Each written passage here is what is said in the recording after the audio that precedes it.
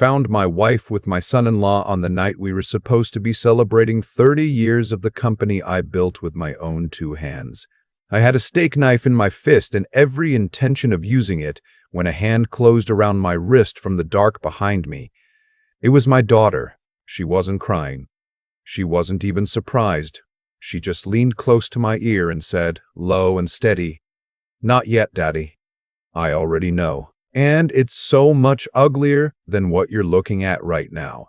If you've ever been gutted by the people you spent your whole life protecting, do me a favor and hit that like button, subscribe, and tell me down in the comments where in this country you're listening from tonight. My name is Hollis Aldridge. I'm 68 years old, and I spent 40 of those years turning Texas limestone and sweat into one of the biggest commercial roofing and supply outfits between San Antonio and the Red River. I always figured the most dangerous men I'd ever meet were the ones across a negotiating table.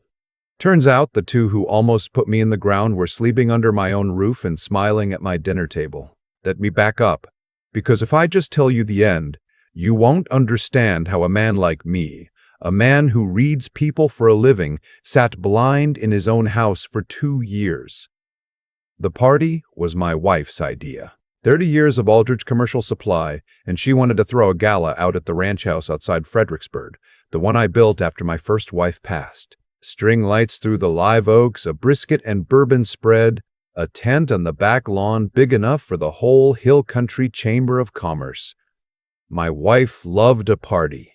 She loved the way people looked at her when she stood next to me, 22 years younger, in a dress that cost more than my first truck. I used to think that was harmless. A woman likes to be admired. I paid the bills and I didn't ask questions because asking questions felt like accusing, and I was raised that a man doesn't accuse the woman he married without proof. I should have asked more questions. That night, I'd slipped away from my own party around 11. My chest had that tightness it gets when I'm tired, and my blood sugar had been doing funny things for months. I'm a type 2 diabetic, have been since my late 50s, and I take it seriously, or I thought I did. I'd gone up to the bedroom to take my evening dose and lie down for 10 minutes before going back to shake hands. My insulin pen wasn't in the nightstand where I keep it. My wife handled the pharmacy runs. She'd insisted on it for the last year and a half, said she didn't trust me to remember, said it was the least she could do, fussing over me in front of company like I was a sweet old fool she'd taken on as a charity case. I went looking for the spare in her bathroom, and that's when I heard them, not the bedroom. The pool house, out past the tent, the little casita I'd built so guests would have somewhere private to stay. The lights were off, but the door was cracked, and I heard a sound. A husband never forgets. A sound I'd be lying if I said I didn't recognize, because I hadn't heard my wife make it in a long, long time. And underneath it, a man's voice. Low, familiar, the voice of the man my daughter married 4 years ago.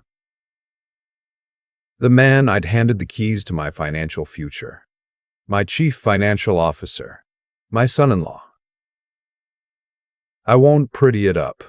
Something in me went white-hot and quiet at the same time. I walked back into the kitchen on legs I couldn't feel, and I picked up a knife off the counter, one of the good ones from the brisket station, and I started for that pool house with no plan and no thought except that I was going to make them stop existing. I had built everything. I had carried everyone. And this was what it had come to. That's when my daughter's hand caught my wrist. She'd followed me. She must have been watching me all night. She turned me around in the dark by the hedges, and she took the knife out of my hand, slow, like you take a hot pan off a child, and she set it on the patio table. She put both her hands flat on my chest, right where it was hammering, and she told me to breathe. "You go in there with that," she whispered, "and you hand them everything. You become the crazy old man who attacked his own family. That's the story they want. That's the will they've been waiting on." She looked back at the pool house, and there wasn't grief in her face. There was something harder, something I recognized because I'd seen it in the mirror for 40 years. They aren't just sleeping together, Daddy. They've been planning your funeral, and I can prove it. Give me 3 weeks. 3 weeks and I hand you the whole thing on a platter. But tonight you walk back into that party and you smile, and you don't let either of them see a thing on your face. I'm a hard man. I want you to know that I did not walk back into that party easily. But I did walk back in, because the look on my daughter's face scared me more than the betrayal did. My little girl knew something I didn't, and she'd known it for a while. I shook 200 hands that night. I gave a toast to 30 years of honest work. My wife found me at midnight and slid her arm through mine and kissed my cheek in front of the mayor. And she smelled like another man, and I smiled and called her sweetheart, and felt my whole chest turn to ice. My son-in-law clapped me on the back and told me the company had never been stronger, and that he had some exciting numbers to walk me through Monday. I shook his hand.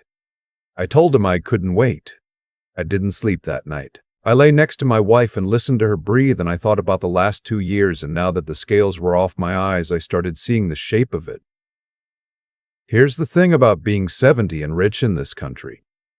You become a problem to solve. There's a whole machinery that turns on slow and patient the moment people decide you've lived long enough. It starts gentle. It starts with concern. My wife had spent the last 18 months telling everyone how worried she was about me, how forgetful I'd gotten, how I'd left the truck running in the driveway that one time, how I'd repeated a story at the Ramirez wedding. Little things. She said them with such love, in front of doctors, in front of my golf buddies, in front of my own daughter, and I'd laughed them off because they were mostly true, the way they're true for any man my age. I do forget things. I did leave the truck running once. What I didn't know was that she was building a record, a paper trail of a declining old man, so that when she went to a judge and asked to be made my guardian, to take control of my estate, for my own protection, she'd have 2 years of testimony ready to go. And the insulin. God help me. The insulin.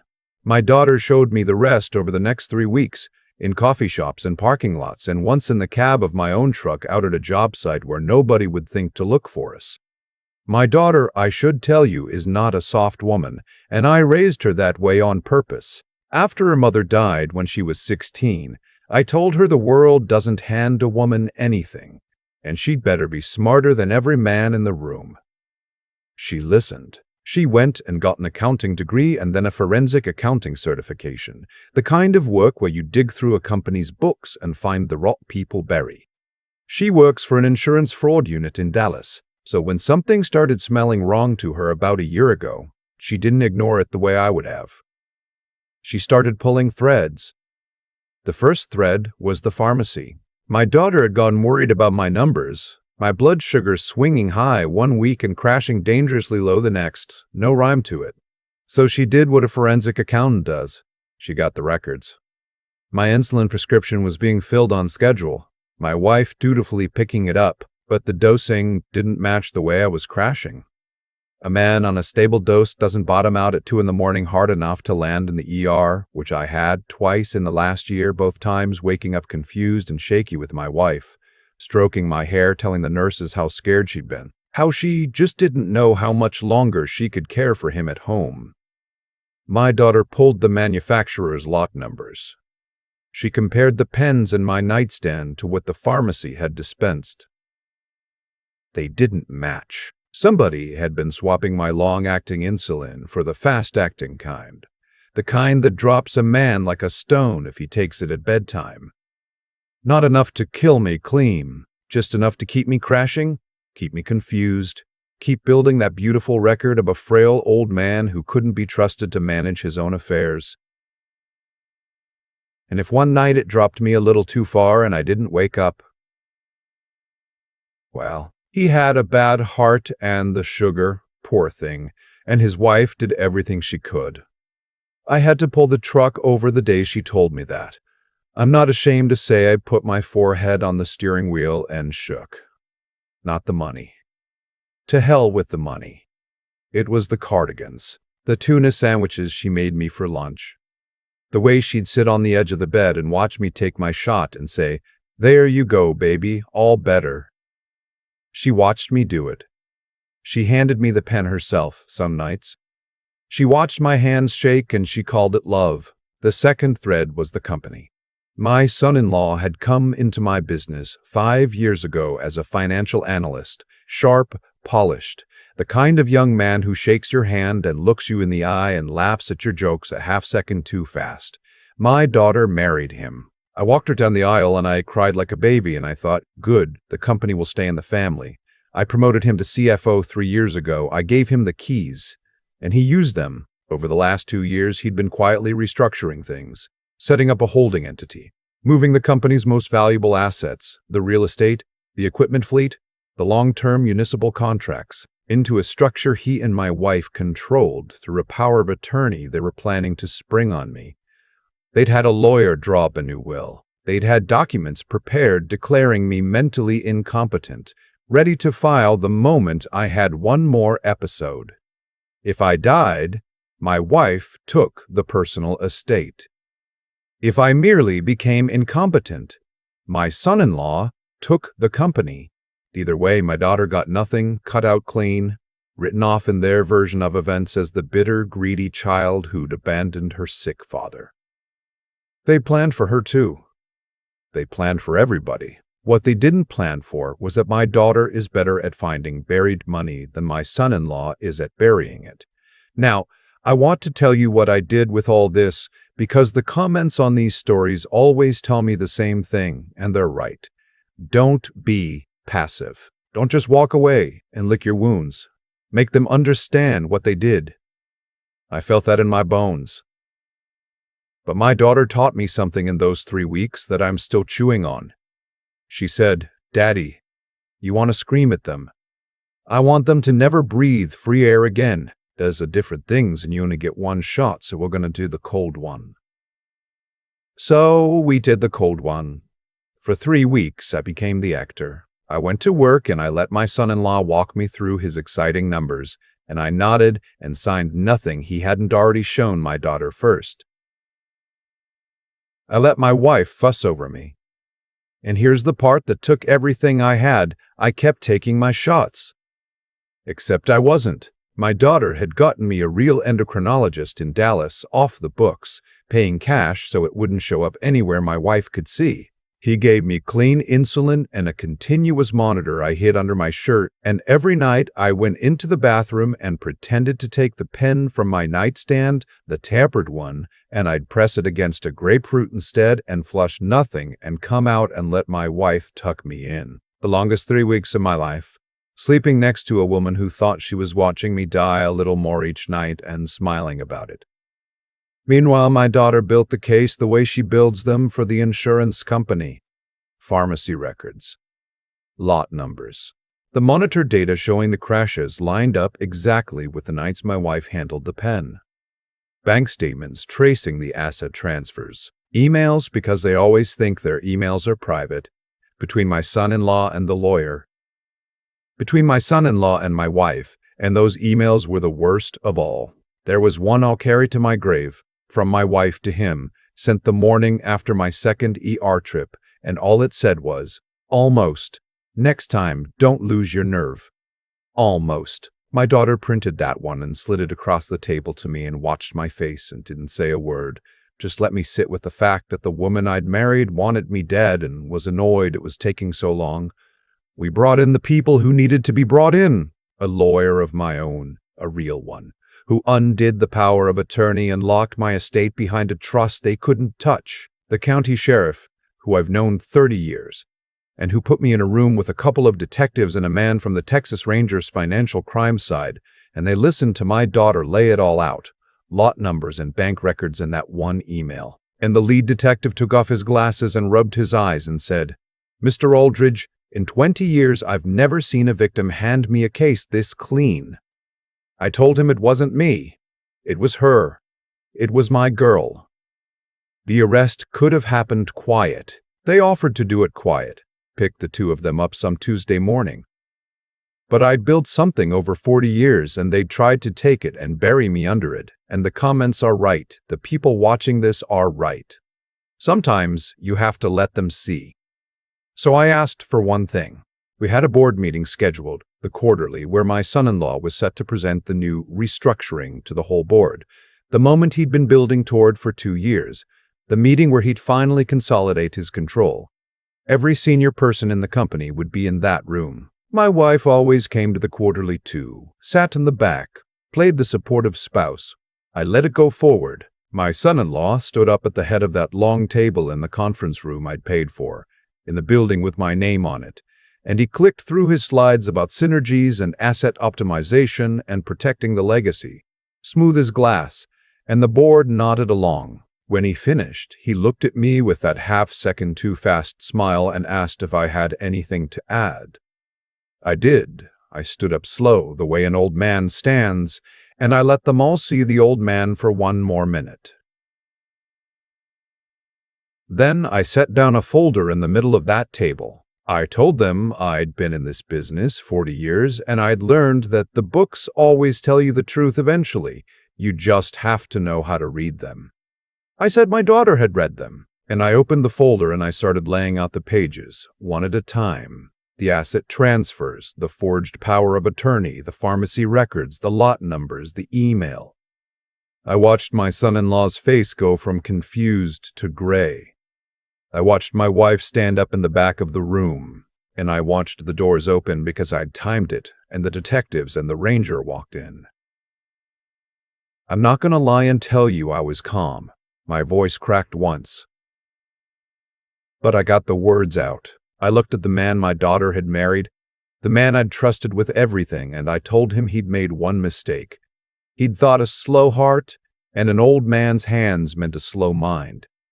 And I looked at my wife, and there was nothing left in me to say to her, so I didn't. I just nodded at the detective, and they read them both their rights in front of the entire company, and they walked them out past 40 years of my work. They charged my son-in-law with fraud, forgery, and conspiracy. They charged my wife with all of that plus attempted murder, 2 counts, for the 2 times the insulin nearly took me. The lot numbers did it. The monitor data did it. That email did it. The trial isn't over as I tell you this, but their own lawyer has stopped pretending it'll go to a jury. There won't be free air for either of them for a long, long time. People ask me if I'm angry. I was for a while, but anger's a young man's fuel, and I ran out of it somewhere around the 2nd week of pretending to take that pen. What's left is quieter, and it's harder to name. I sat out on my back porch a few nights after the arrests, looking at the same hill country sunset I'd looked at for 30 years, and my daughter came and sat next to me with 2 glasses of iced tea, and she asked me if I was sad. And I knew she wasn't asking about the money or the company or the scandal that was already running on every station in the state. She was asking about the woman, about a marriage I'd thought was real. I thought about it honestly because she deserved an honest answer. I thought about the woman I'd married, and I realized I wasn't grieving her because she'd never existed. The woman I'd loved was a performance, a part somebody played for a paycheck of $50 million, and the actress had finally dropped the mask. You can't mourn somebody who was never there. What I grieved was my own foolishness, the years I'd spent grateful to be loved by a person who was waiting for me to die. That's the part that stings, not the betrayal. The gratitude. But I told my daughter the truth, and I'll tell you the same thing. I sat there and I added it up the way I add up everything, because I'm a businessman and that's how my brain works. In the loss column, I put a wife who wanted me in the ground, a son-in-law I treated like a son, a few friends who'd believed her stories and stopped calling, and 2 years of my life I'll never get back. That's a real loss. I won't pretend it isn't. But in the other column, I put the thing I'd somehow stopped seeing. My daughter. The 16-year-old I'd told to be smarter than every man in the room had grown into the woman who saved my life with a spreadsheet and a steady hand on my wrist in the dark. She didn't have to. She had a husband, a career, a whole life 200 miles away. She could have looked away like everybody else did, Instead, she spent a year quietly pulling threads because something didn't smell right, and she did it knowing it would cost her her marriage and her home, and she never once flinched. I reached over and I took my daughter's hand on that porch, and I told her that when I do the math, I come out ahead. I lost people who were never really mine, and I found out, plain as the sunset in front of us, exactly who is. I told her that's not a bad trade for a man my age. That's the best deal I ever closed.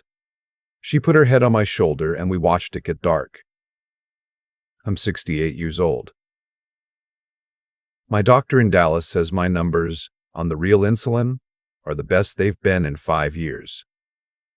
I rewrote the trust. The company goes to a foundation now, one that puts roofs on houses for folks who can't afford the repair, and my daughter runs the board. I'm rebuilding. There's a lot of work ahead, statements to make, a trial to sit through, a name to clean. But the poison's out of my house. The locks are changed, and every night I take my own medicine with my own hands and I sleep fine. If there's a lesson in any of this, it's not a clever one. It's just this. The world will tell an old man he's done, that the smart move is to hand over the keys and be grateful for whoever's still willing to sit at his table. Don't you believe it? Patience isn't weakness, and quiet isn't ignorance, and an old man who's been underestimated his whole life knows exactly how to use it. They thought they were burying a tired old fool. They forgot that I built this whole life out of the ground up, and a man who knows how to build knows just as well how to bring a thing down on the people standing in it. If this story meant something to you, hit that like button and send it to somebody who needs to be reminded that it's never too late to stand up for yourself. Subscribe for more letters from people who got knocked down and chose not to stay there. My name is Hollis Aldridge, and I'm still here, and I'm not done yet. The thing nobody warns you about is how slow it all happened, and how I let it. For 2 years, I mistook being managed for being loved. My wife told everyone I was forgetting things, and I laughed it off instead of asking why she needed a record of it. My son-in-law moved my assets into structures I never read closely, and I signed because trusting him felt easier than reading. Every small surrender I made out of comfort became a brick in the wall they were building around me. That's the part I keep turning over. The betrayal didn't start in that pool house. It started every time I chose the easy nod over the hard question. Nothing in that house happened by accident. It happened because 2 people planned it patiently, and one tired old man kept handing them the tools. What saved me wasn't luck. And I want to be honest about that, because luck lets you off the hook and the truth doesn't. My daughter saved me because she'd built something in herself long before she needed it. She had the backbone to follow a bad smell for a whole year when looking away would have been kinder to her own life. She had the sharpness to read the books and the pharmacy logs and see the pattern I couldn't. And she had the steadiness to put her hand on my wrist in the dark and tell me to wait, when every nerve in her wanted to burn it all down right then.